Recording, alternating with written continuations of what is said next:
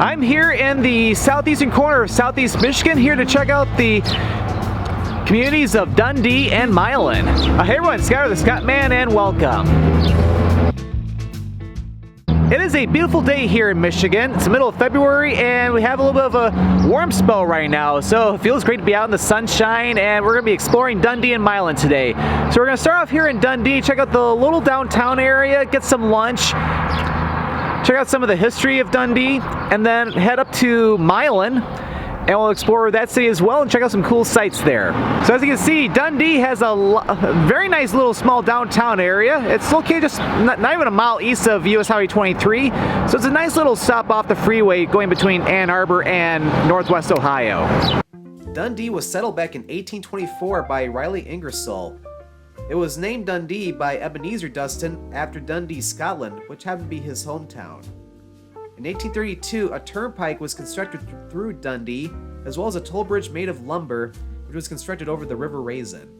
By 1833, there were around 7 main roads leading to this point.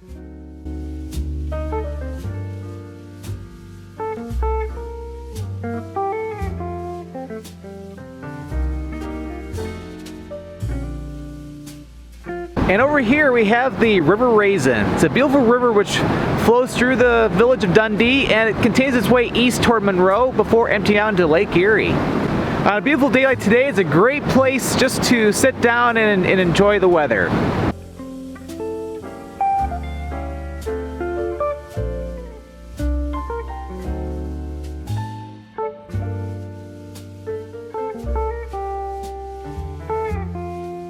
And we're back in the little downtown area for Dundee. Nice little downtown area. But I want to go check out the Old Mill Museum, which is across the river. Unfortunately, they're not open just yet.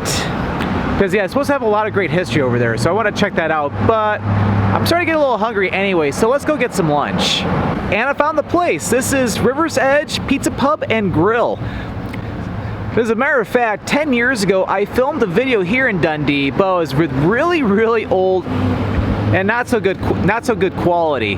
So if I ever come back to Dundee and not only film a new video along with Milan, but also check out this restaurant, because in the comments of that old video, people were telling me that I have to check this place out. So let's go in and get some great food. Alright, so here inside, really cool interior in here.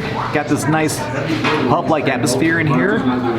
So yeah, a lot of great stuff, from of course their pizza to a lot of great pub favorites like fish and chips, burgers, salads, sandwiches, lots of great stuff. I haven't had some good fish in a while, so I got their fish and chips, beer battered, some fries, and of course the Scott Man classic or coleslaw. I already took some bites off camera because I was hungry. But the coleslaw is nice and creamy and delicious. Fries are nice and seasoned too. Alright, this is cooled down enough too. Alright, so love fish and chips.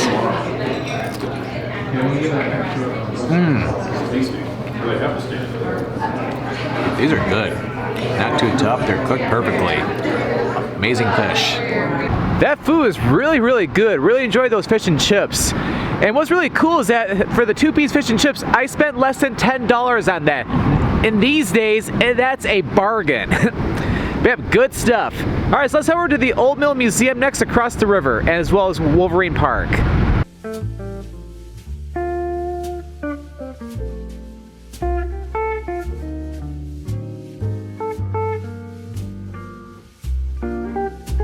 And here is a beautiful piece of history here in Dundee, and one of the main attractions here in the city, along with the big Cabela store over by US 23. This is the Dundee's Old Mill, which is now, it's a museum. And what's really cool about this museum is that even though it's only open Fridays through Mondays from 12 to 4, it is absolutely free to enter. So we'll do that, and I'll explain a little bit more about the museum. And, well, more importantly, the mill. Over the years, the mill has served as a hydroelectric power plant, a grist mill, a Ford factory, and a fabricating factory. It was constructed as a grist mill in 1848 through 1849 by Alfred Wilkerson, then it became a power plant and later was bought by Henry Ford in the early 1930s. So let's head up to the second floor as we could see a little bit of what early American life was like in the 1800s.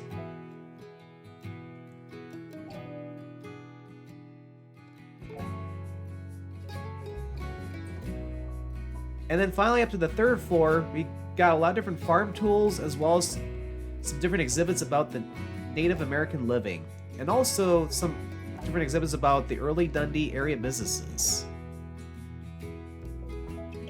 That museum was very well done. And even though it's free to enter, donations are strongly encouraged. So yeah, I would definitely recommend leaving at least $2 to $5 worth of donations to them, because like, even though it's free admission, it's like it goes very well with the upkeep of the museum. But yeah, it's really cool how the mill has been here for many years, and of course had history even with Henry Ford too. So right next door we have Wolverine Park, which is a very beautiful park located along the River Raisin. Dundee is a very beautiful community. It's great to be finally back here after filming a video here 10 years ago that was nowhere near as good as this. And yes, nice little town, a nice mill, and of course some great food. But this is not our only stop in this video, because we're going to be heading north up to Milan next. We're going to head on to US Highway 23. So let's do that now.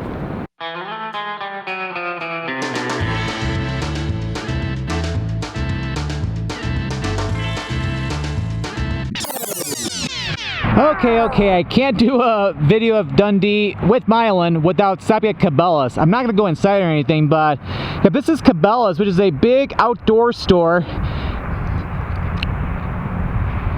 and it's a big highlight here in Dundee. A lot of people come here to Dundee just to go to Cabela's. Alright, so let's head up to Milan.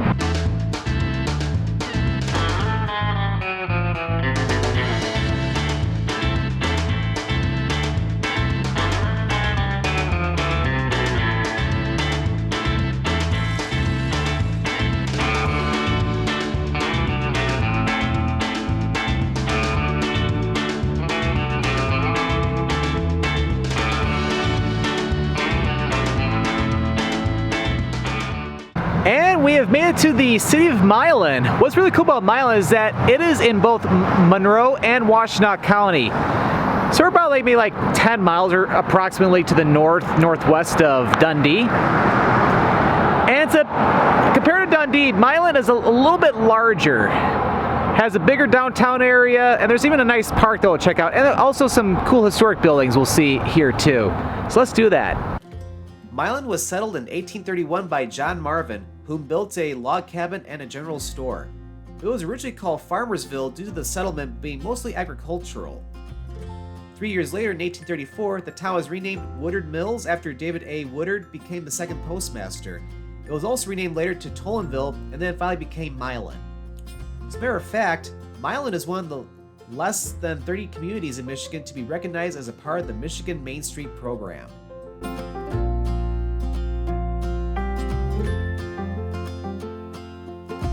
What a beautiful downtown Milan has. So if we walk just a little bit to the east of downtown, we have the old Milan Fire Barn. This beautiful firehouse was built back in 1897 and was a fire station until 1979.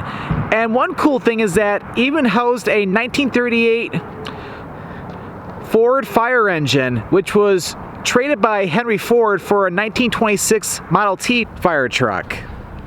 And what's cool is that the fire barn also hosted the police station and even a jail, or one-cell jail, and a library in the upstairs. But that's not the only historic building here in Milan. We're going to head down County Street that way, and we'll check out another cool site. And over here, this is the Hack House, just to the east of downtown Milan. This was built back in 1888 by Olive Friend, right after her husband passed away, and she later sold it to her uncle Henry Hack, and then later was owned by James and Daisy Hack. Locals in Milan refer to the house as the Hack House.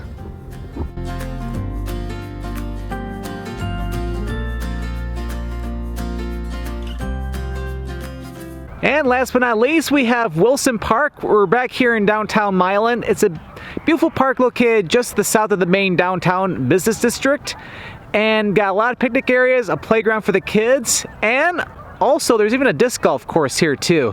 This beautiful park goes along the tranquil Saline River. On a beautiful day like today, it's a perfect place to just get out and enjoy the day.